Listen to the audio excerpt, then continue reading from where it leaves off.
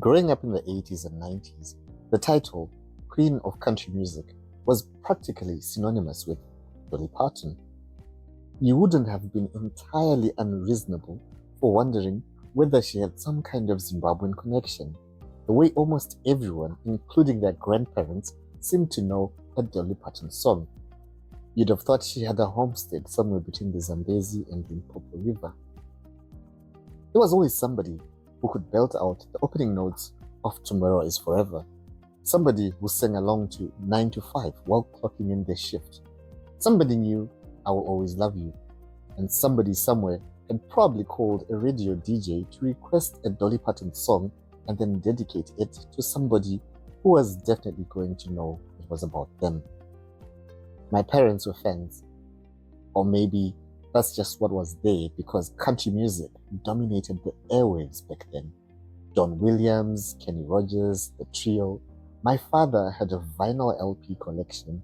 He would jam on his beloved Tempest Supersonic Hi-Fi turntable, which played everything from the greatest hits to double album specials. So naturally, we grew up listening to Dolly. I'm still slightly shocked that she never performed in Zimbabwe.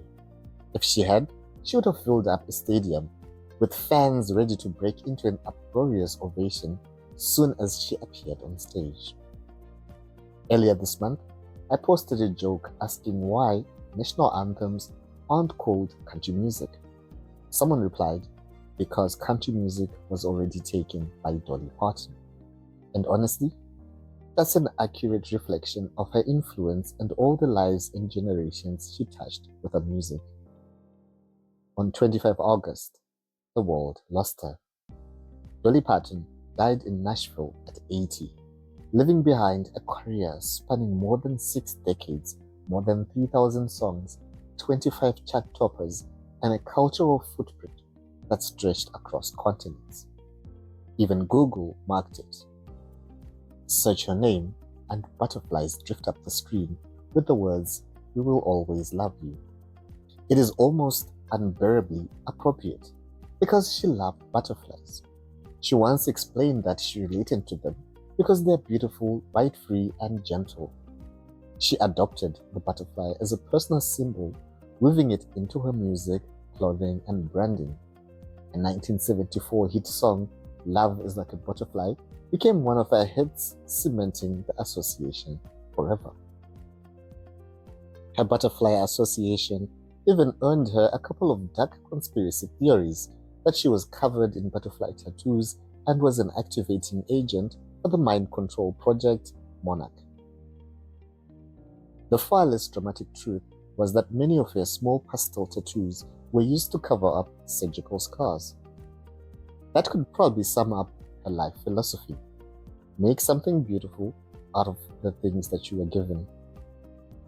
Dolly Parton always maintained she wrote Jolene and I Will Always Love You back to back in the same extraordinary stretch of songwriting.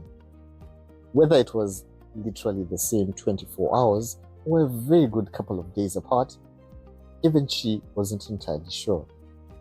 Either way, Jolene was recorded in May 1973 and I Will Always Love You barely a month later in June. So however you slice it, that's a whole lot of creative juice in a short window. She may have also single-handedly ruined the name Jolene for an entire generation of parents, and someone with the name probably went through life with a sort of home-wrecking suspicion. The song was inspired by a combination of real life and Dolly's imagination. The name came from a young red-haired, green-eyed fan who asked Dolly for an autograph after a performance. Dolly liked the name so much, she remembered it. The other ingredient was a red-haired bank teller who, according to Dolly, had been paying rather too much attention to her husband. The first version of I Will Always Love You I ever heard was Whitney Houston's.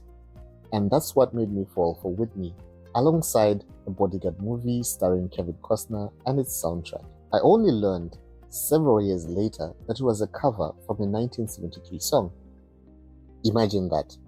A song so well written that another artist could turn it into a global phenomenon 2 decades later, reintroduced it to an entirely new generation who would never have found it otherwise. In the late 90s, Dolly Parton turned up again in pop culture when Praz, Maya, and Old Dirty Bastard took Islands in the Stream, Dolly's 1983 duet with Kenny Rogers, and turned its familiar melody and chorus into ghetto superstar. Music as a way of crossing distance, culture, and time itself.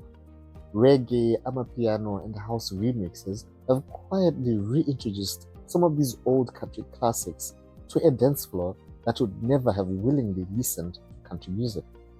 My generation inherited Dolly Parton from our parents, and another generation will inherit her from us, and she left the world one final gift.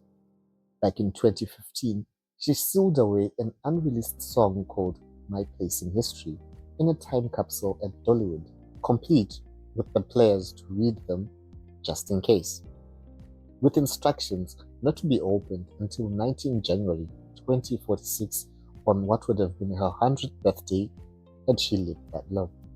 Long live the Queen. I'm curating a playlist of essential Dolly Parton songs.